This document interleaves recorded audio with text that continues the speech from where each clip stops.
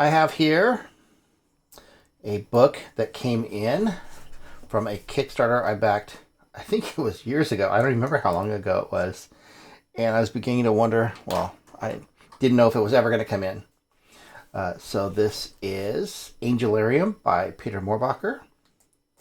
Um, I actually worked with Peter for a couple of years at a company called Kabam. And even back then, he was starting to really find his voice as an artist. And I always felt like he really had a good aesthetic, really good sense of what looks cool. And so I was very happy to see that he went on after working at Kabam to do his Angelarium project, which has been very successful for him. So let's dive right into this book and see what we got here. Oh, there, hey, look at this, a little pin. Very cool.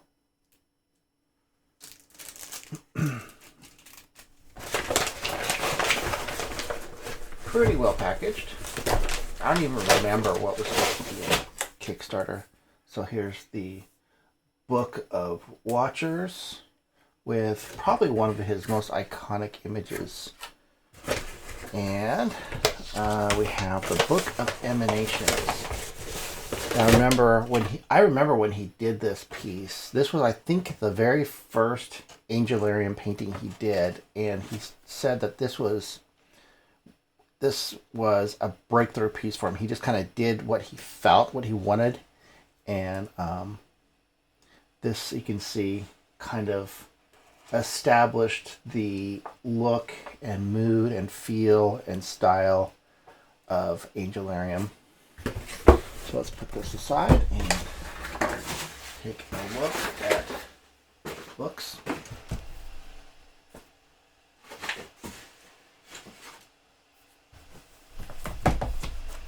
Which one should I look at first? I'm going to do that Book of Emanations. Hey, signed. Cool. Been nice if you would have done a sketch for me, Peter. I'm going to track you down at a convention one of these days and have you do that. All right. So he had a partner. He had a partner he worked with who did these. I think, what's his name? He's a really, really great artist. I'm sure it'll be in here somewhere.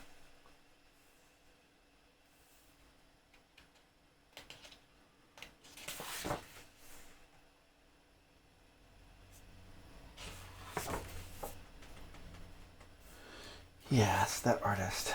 I follow him on Twitter. He posts really great stuff. Look at that. Razeo. So it's the layout is very straightforward. I don't know why. I think I was expecting something a little more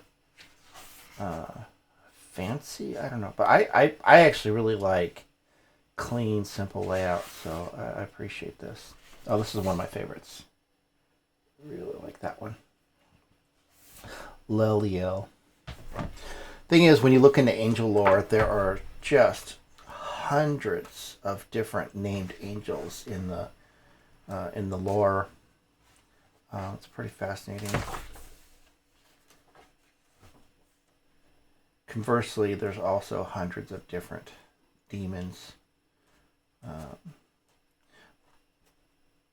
There was a time, I think it was back in the 80s, when there was like a angel craze and angels became very popular in popular culture.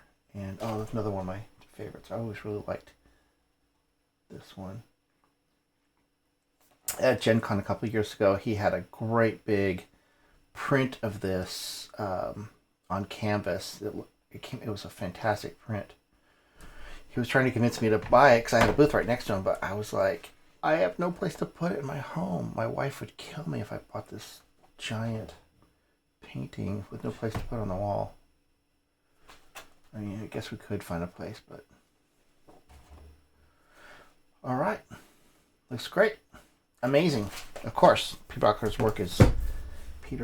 work is fantastic. Oh, look at this little print. Yeah. Another one that I really like.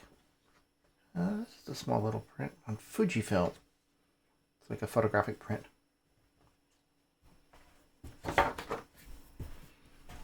Signed.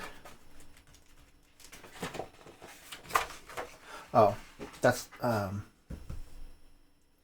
is that the artist? Eli Minaya. I think that's the artist, Eli.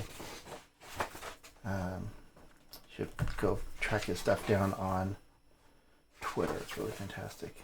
Probably has an Instagram and all that good stuff. Oh, this is interesting. This is much more illustrative, like an illustration. Really nice work. Well, obviously, I have to. So I actually stopped looking at his work probably about a little over a year ago. The reason is I was finding I was being a little too affected by his work because it's such a strong look and such a appealing aesthetic, and it was kind of pulling me from the direction I wanted to go in my own work. But I really do admire what he's done and this sort of this world he's created. Look at that. Is that cool?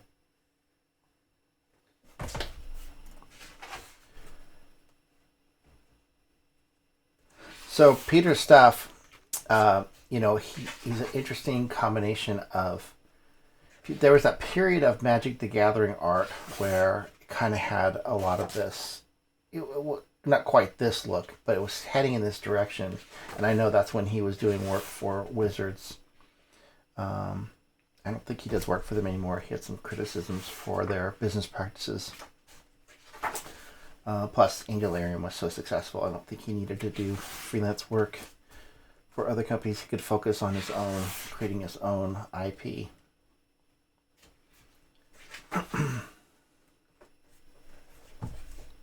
This homage to Draper painting the Fall of Icarus.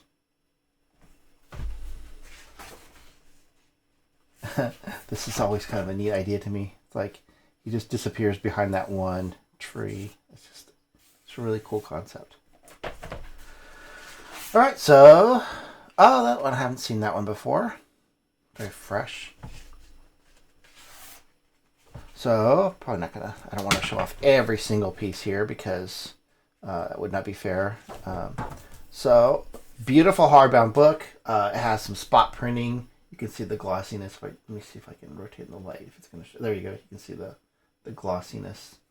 So it's got that spot printing. Also on the text in the front, spot printing. They go together very nicely. They're both about the same size. What's on the back of this? Oh, okay, the Tree of Life. I think this is from Kabbalah, the Tree of Life. I've seen this reinterpreted many different ways. This looks original. I don't recognize this from anything, but maybe it is from some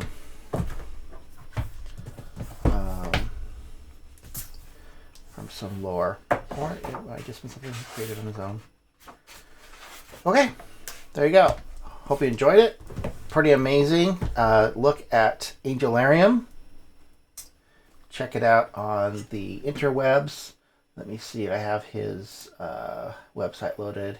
There's, of course, Peter Mohrbacher's personal website, which is called vandalhigh.com. And then he's got his Angelarium website, which is focused on just Angelarium for branding.